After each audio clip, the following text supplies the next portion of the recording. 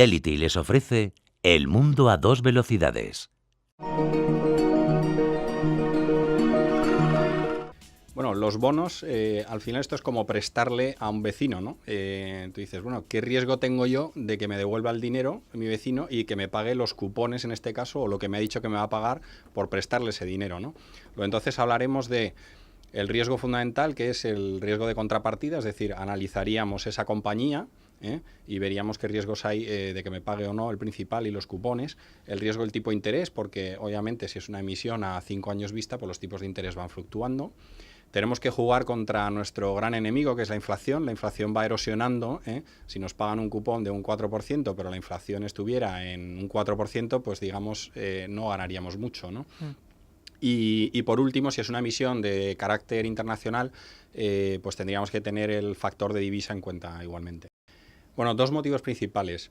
Uno es un factor que no he comentado antes porque lo comentaré ahora, que es el tema de riesgo de liquidez, ¿vale? Ahora lo que estamos viviendo es una crisis de liquidez y yo creo que todos, quien más, quien menos, de alguna manera lo vemos a nivel particular.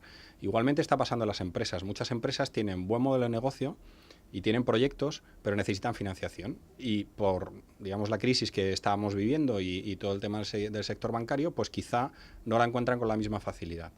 Entonces, una alternativa que tienen las empresas es ir a financiarse. Pero claro, si muchas empresas van a la vez a financiarse, pues también pueden tener problemas para colocar sus bonos, ¿no?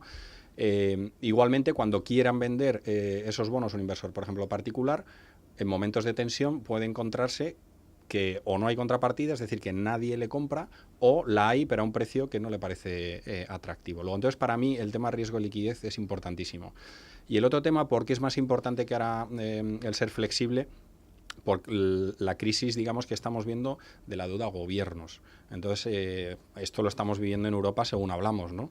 Entonces, hay mucha diferenciación entre países considerados más refugio, como pueda ser en Europa Alemania o como pueda ser Estados Unidos, o Suiza, o países, en este caso periféricos, como estamos viendo con Portugal o con España incluso, ¿no? Sí, como bien has dicho, la inflación es clave, porque al final tú en un bono lo que estás tratando de asegurarte es que te devuelvan el principal e ir cobrando una serie de cupones periódicamente, ¿no? Bien sea trimestral, anual o mensual. Luego, entonces, lo primero que tenemos que hacer es defendernos de la inflación y a partir de ahí buscar más. Esto que decías, que no es el entorno de ahora, bueno, no es el entorno de ahora en España, porque nosotros sí estamos en Asia y en Asia sí que tenemos países que están creciendo a ritmos muy interesantes o en algunos casos también Latinoamérica. Bueno, yo creo que hay que olvidarse ya de que por ser español hay que comprar bonos necesariamente españoles, ¿no? Yo creo que hoy en día, a través de los fondos de inversión o de otros vehículos, un inversor privado a nivel particular se puede hacer una cartera muy buena, muy diversificada y esa sería, yo creo, la principal recomendación, ¿no? Acudir a asesoramiento experto y, digamos, no poner los huevos todos en la misma cesta, sino ir repartiendo. ¿Qué activos vemos ahora muy, muy interesantes? Pues bueno, yo creo que hay que combinar dos cosas. Uno, protección y liquidez, que sería, digamos, la parte defensiva de la cartera, y para eso, pues bueno, buscaremos emisores de máxima garantía, aunque no lograremos ganar tanto dinero con eso, pero eso es lo que queremos, es que sea una parte muy líquida y muy protegida. Ahí los bonos ligados a la inflación de países, por ejemplo, como pueda ser Canadá, que es un gran emisor de bonos ligados a la inflación, nos parece bastante interesante porque puedes cubrirte la inflación y además ganar previsiblemente por la depreciación del euro frente a la moneda canadiense. Podría ser una idea. Otra idea sería buscar el crecimiento y ahí buscaríamos, a nosotros nos parece desde Fidelity muy atractiva la ecuación que hay ahora en bonos de alto rendimiento o high yield. ¿Por qué? Porque muchas de estas empresas han hecho bastante bien sus deberes y encontramos con unas posiciones muy saneadas. Las tasas de impago de estos bonos están en mínimos históricos y aunque subieran un poco, la rentabilidad que están pagando nos parece muy atractiva. Bueno, yo siempre digo que los productos financieros normalmente no son en sí ni buenos ni malos, sino depende del uso que se haga, ¿no?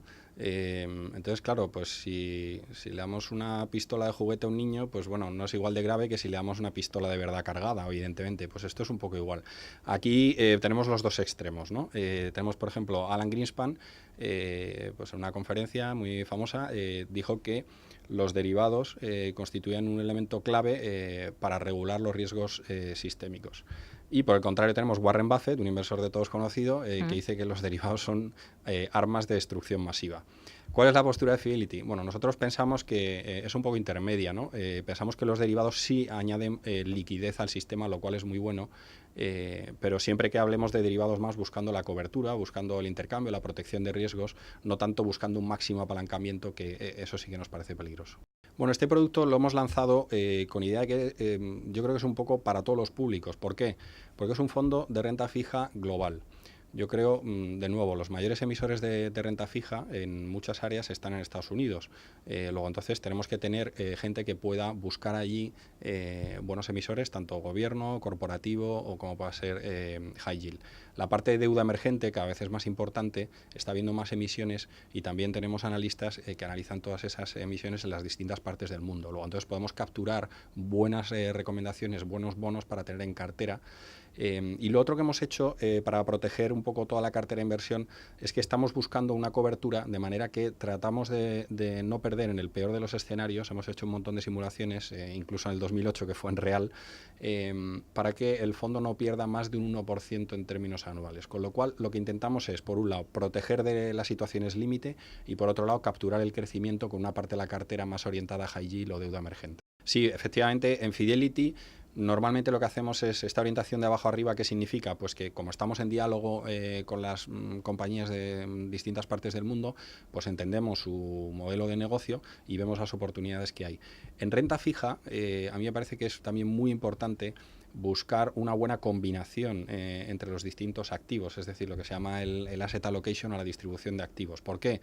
Porque como hablábamos antes de que todo está cambiando muy rápido, nos podemos encontrar que si queremos seguridad podemos comprar bonos alemanes pero con una rentabilidad después de inflación negativa. Entonces, eso sí, nos da muy buena protección, digamos, en cuanto a liquidez, pero no vamos a ganar dinero con ello, ¿no? Entonces, para otra parte, tendremos que tener valores en los que asumamos un mayor riesgo por calidad crediticia, como pueda ser en bonos corporativos, en high yield o deuda emergente, y combinarlos adecuadamente. El tercer y último punto por el que creo que este fondo es fundamental, en renta fija son muy importantes los costes de transacción. Es decir, un inversor particular para hacerse una cartera de bonos bien diversificada globalmente lo va a tener bastante complicado, salvo que tenga un patrimonio de varios millones de euros donde los costes entonces de transacción pueden ser bastante asumibles. Sí, nosotros hacemos tres pasos fundamentales. Uno es la distribución estratégica. ¿Qué significa la distribución estratégica? Pues bueno, nuestros equipos hacen una serie de modelos y hemos encontrado una combinación que independientemente del periodo histórico en que esté, habiendo pasado por todas las crisis y habiendo hecho todos los test, digamos, hacia atrás en todas las épocas posibles, una combinación que sería la óptima, ¿vale? Pero por otro lado, hay otro paso, que claro, el mundo es cambiante, entonces hacemos una asignación táctica. ¿Qué significa esto? Que fijamos unas bandas alrededor de esa asignación ideal, ¿vale?, en la cual podemos estar pues menos ponderados en bonos gobierno o más ponderados en bonos gobierno, igualmente en high yield o en deuda emergente. Entonces el gestor tiene atribuciones para moverse dentro de esas bandas. Y el tercer y último paso sería, vale, ya que hemos definido la designación táctica, ahora ¿qué bono compro? ¿Compro el bono de Telefónica o compro el bono de Vodafone? Bueno, nosotros en high yield vemos una oportunidad muy interesante porque hay dos maneras de ver el high yield. Tú lo puedes ver como la parte más arriesgada de la renta fija o nosotros ahora lo estamos viendo como comprar renta variable con la mitad de volatilidad.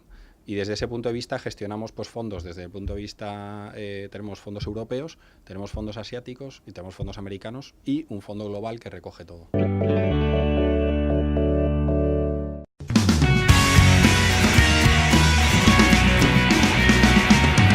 Fidelity les ha ofrecido El mundo a dos velocidades